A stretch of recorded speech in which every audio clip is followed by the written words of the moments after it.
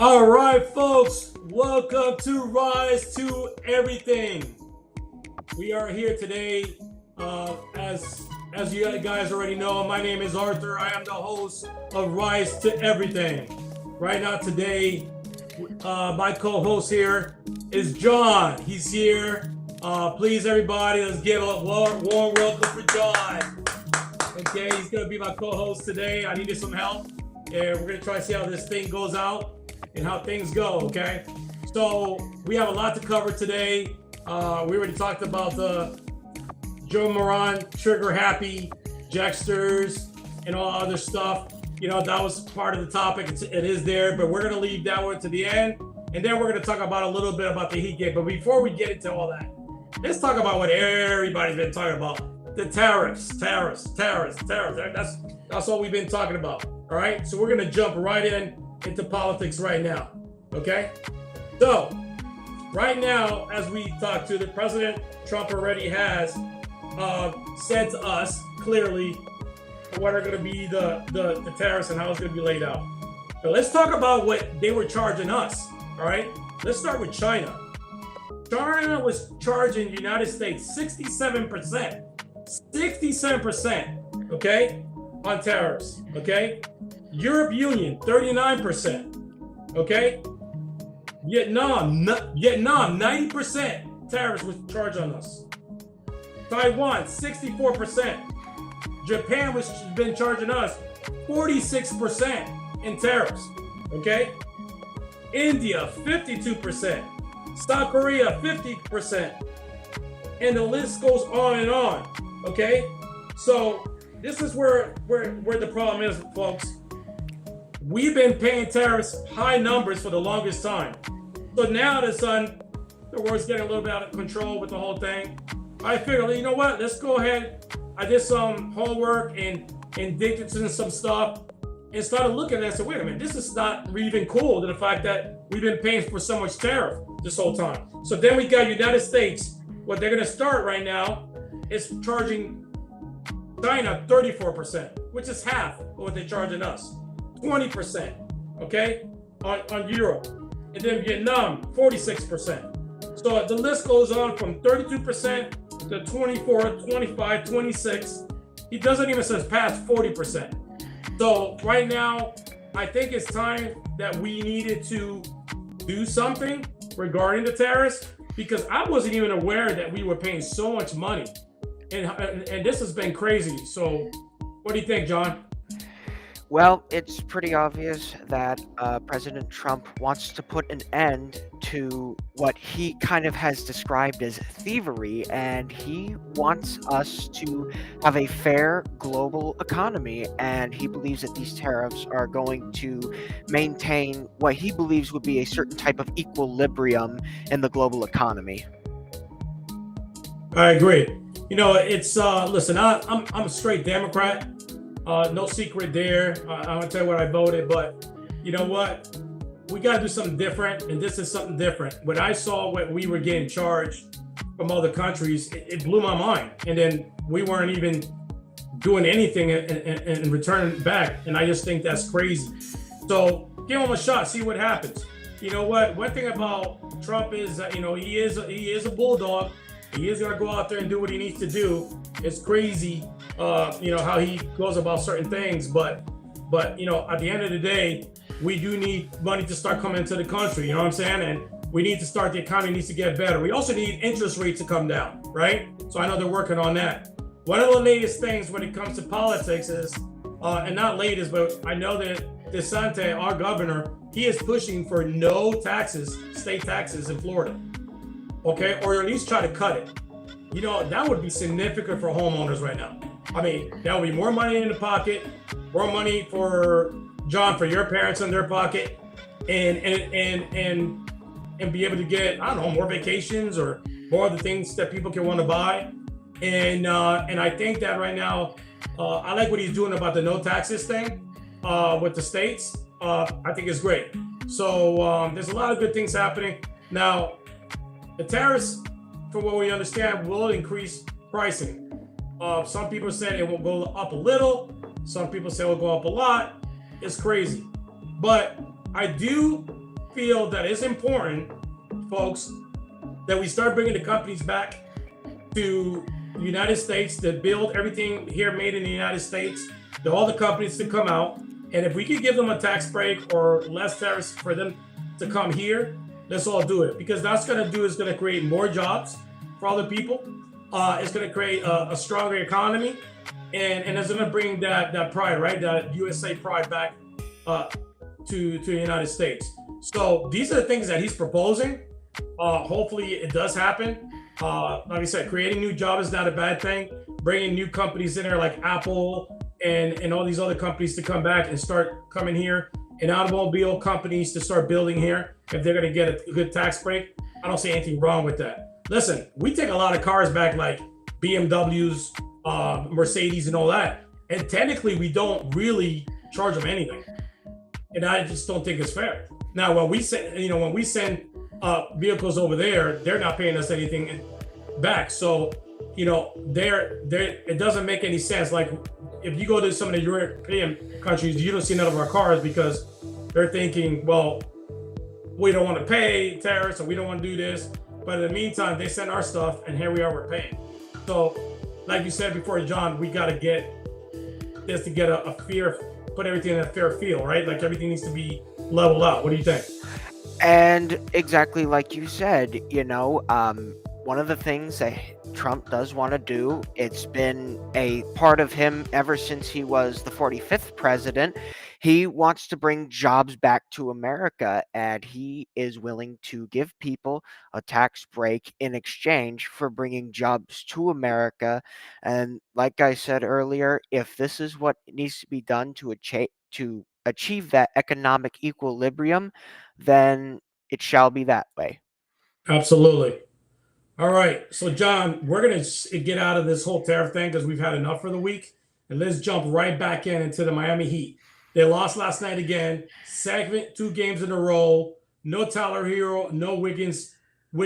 Okay. So the thoughts. I'm going to start with my thoughts and I'll pass it out to John. My thoughts last night was, okay, we don't have Tyler Hero, no Wiggins, no Nico. That's significant, those 3 players right there off the bat. But they did play a good game last night. They almost pulled it out. Okay.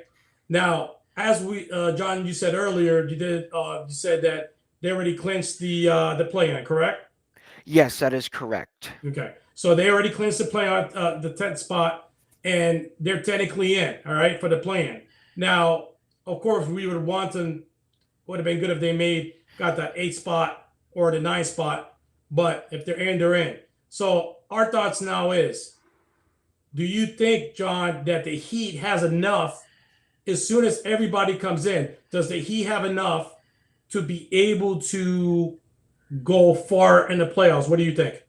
Well, I think in my opinion, I know that a lot of people would brush this off as if it was nothing, but the truth of the matter is, if you don't have your starters and you don't have the people that you typically employ for the job, it's just not going to get done. You're not going to win games, and you're going to be giving up a lot of points on the other end. I do believe, though, if Tyler Hero and Wiggins, if they do return back by the time we play the play-in tournament, I think that we will beat whoever we will on that, and then I believe that we will be the next team, and I believe we will at least make it to the first round, and we'll get to see some Miami Heat playing until at least the end of April, when I'm okay when they're eliminated. Well, I got them pretty much definitely making it to the first round as well. I'm right there with you. No big secret, I am a Miami Heat fan, diehard, and I'm definitely a Miami Dolphins diehard, just like John is as well. We love our teams, our Florida teams, and we'll get into the next segment on that. But one of the things is that health plays a big role in the playoffs, right? The players have to be healthy. If they're not healthy, it makes a significant impact on any team. We should have won last night. It was too close to call. Went to overtime. We should have won last night. No excuses. But it would have helped. It would have made things easier if we would have had Tyler, Wiggins, and Nico in there.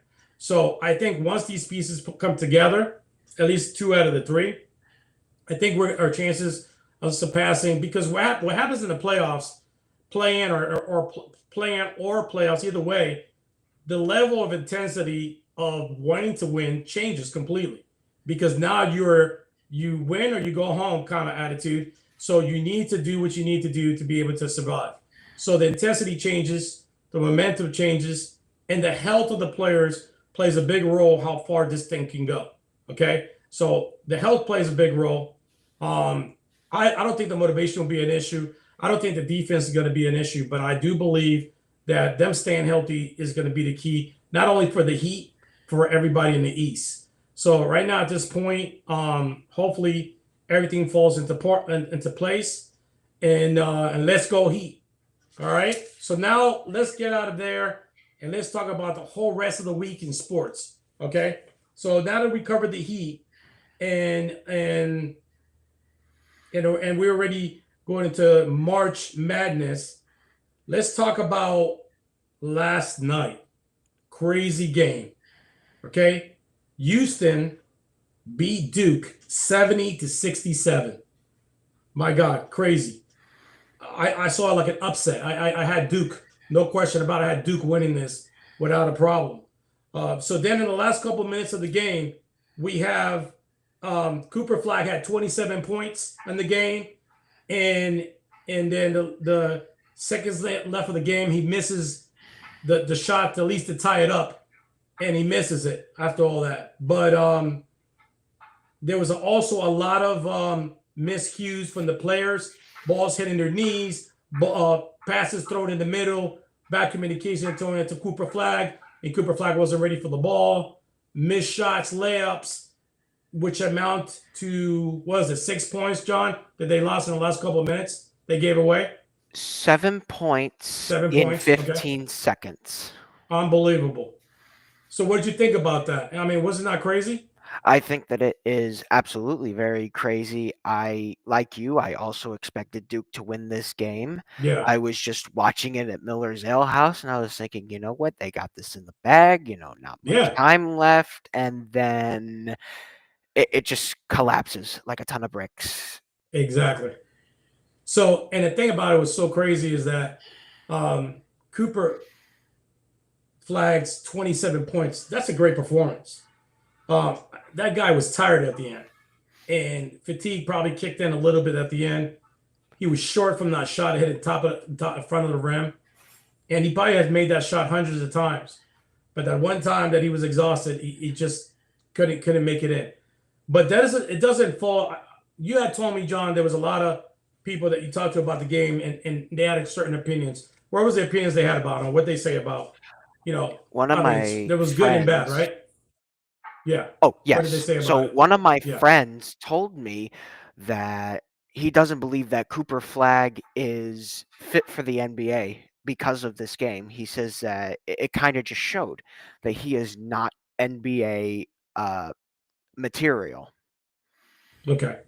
So because of the miss, and that's fine. Those are negative, comments that have been made out there. But I'm not an NBA analysis, and I am also not a college expert. But I will definitely take that negative comment. I mean, it's just a comment they made, and throw that to the side, because Cooper Flag is definitely NBA material. He's been in the Olympics practice squad. He's gone against LeBron. He's gone against Bam. He's gone against Anthony Davis. He's gone against other players, and he's hold his own in that practice squad, trying to help Team USA, which won gold.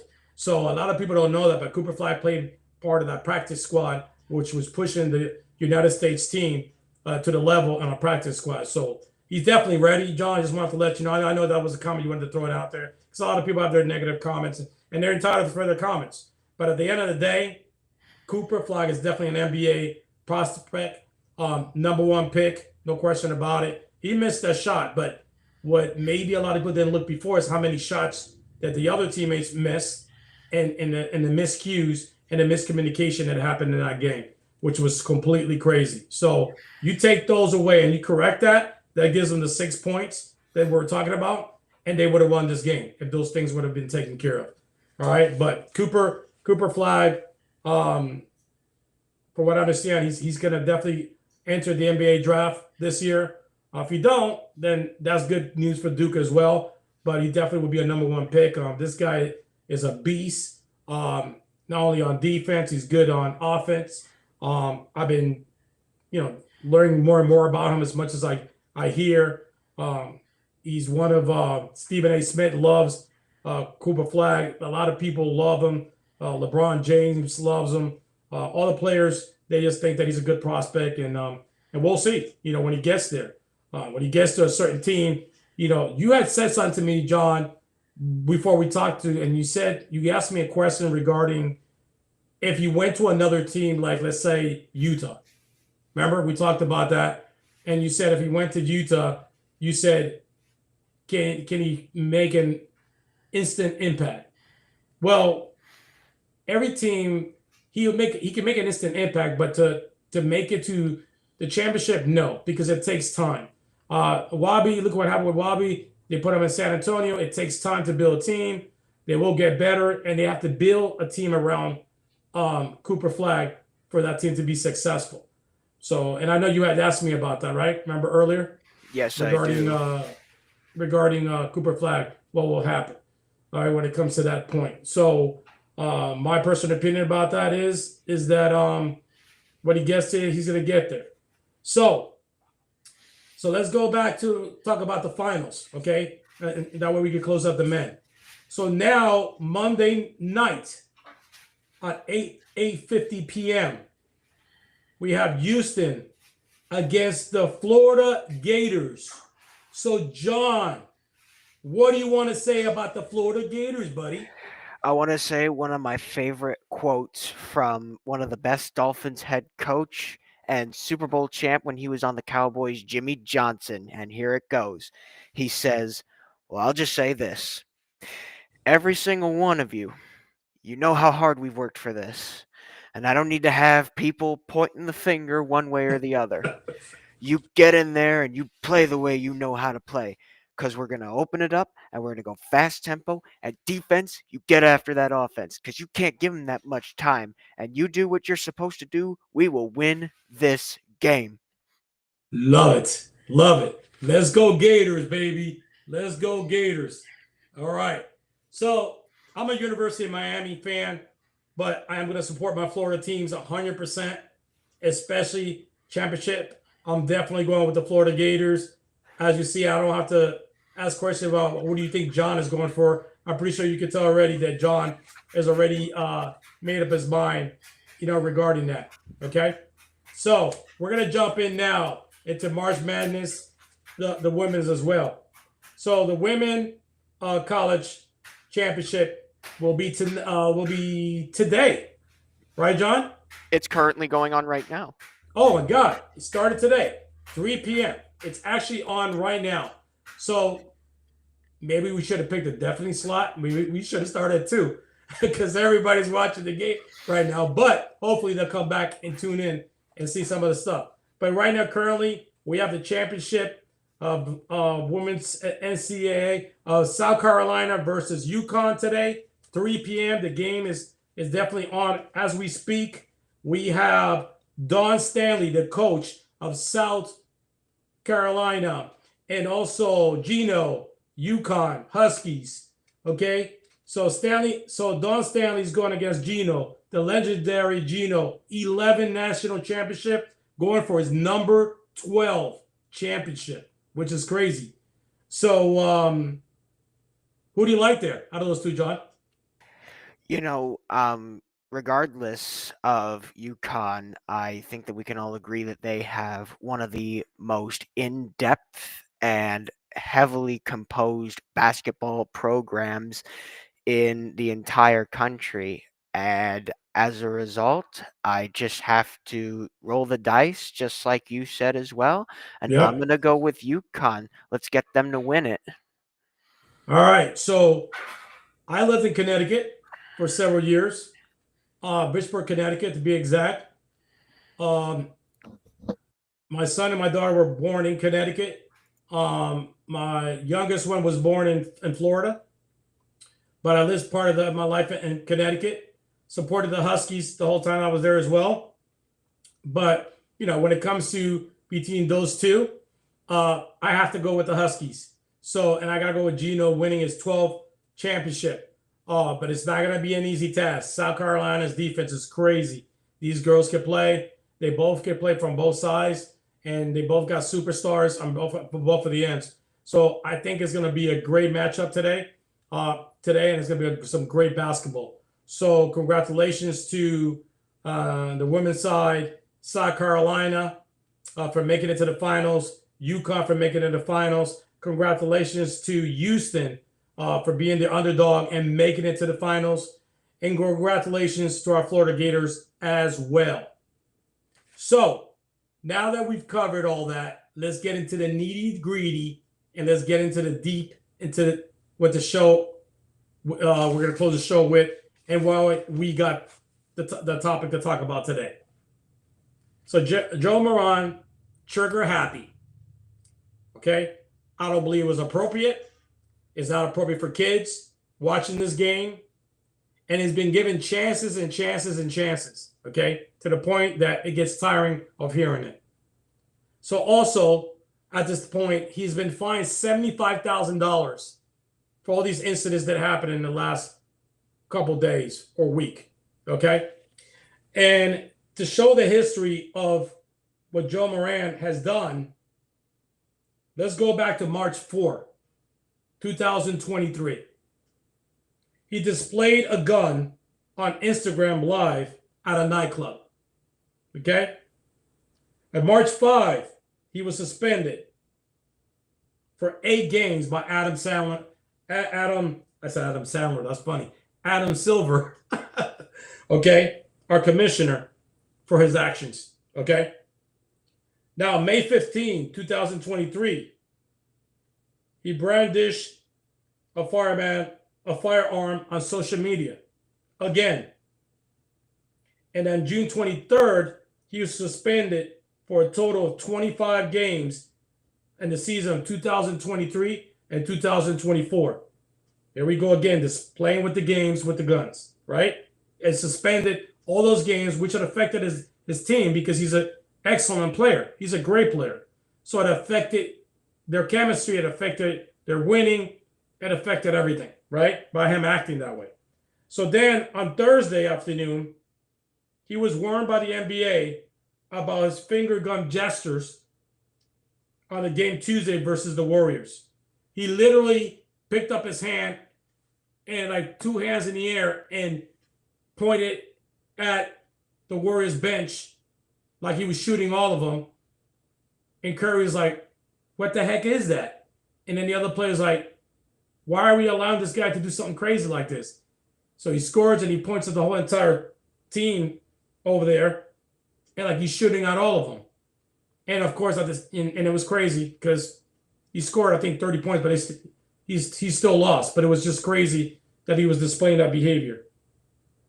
And then on Thursday, he goes again and uses the finger gun gestures against the Miami Heat. Okay? And he starts doing the finger thing, so he didn't learn the first time. And he does something crazy like that as well. Now, it doesn't make any sense what happened regarding that issue. Okay? At all. So he does that. And then on Friday afternoon, he's fined $75,000 for the behavior that he did the whole entire week and for acting crazy, all right, with the gun situation. We just went over his whole history. I just gave you his whole history of all the nonsense he's been doing for all this whole time. Now, let's give him some of his prop. He is a great player. I don't think he's a bad person. I don't think his father's a bad person. I just think that sometimes he's out there in the corner. He just doesn't think. He just does silly stuff. But that silly stuff affects the game because if there's kids watching it, they think it's okay to go ahead and do these things. Okay? So, John, what's your thoughts? Well, I think that we can all agree that gun violence is a very serious issue in this country. Absolutely. And in my opinion, I think that the NBA is doing, in my opinion, what would be the best thing to let him know, hey, this is not okay. You cannot be doing this. And, you cannot be displaying this behavior, especially to children. And before I turn the mic over, I just want to let you know that children, if they see like something bad, like let's say, like those finger guns, like you said, and then they go to school and they do those finger guns, they could get a referral, they could get suspended, or even worse, they could be expelled from school, all because of this bad behavior. Absolutely. And gun violence is a serious thing. In America, we've had things like this happen in our own backyard with Douglas School and other things that happened a couple years ago regarding gun violence. And there's a lot of issues that are going on in the United States regarding mental health and all that. The good news is that I have done some homework on mental health, and I am going to be having a guest soon at my show, either this week or next week, regarding mental health and regarding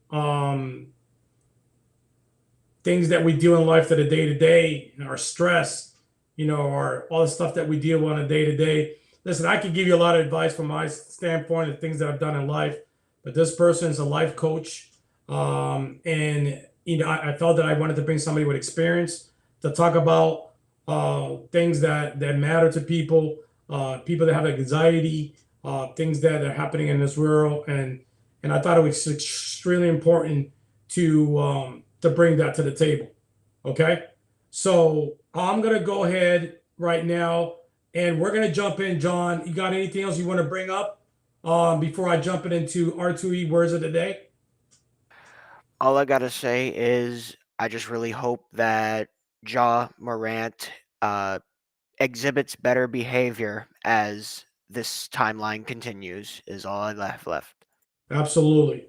So we're going to leave also with Go Gators. Hopefully tonight you guys do what you need to do and take, I'm sorry, it's actually tomorrow night. They go ahead and take care of business.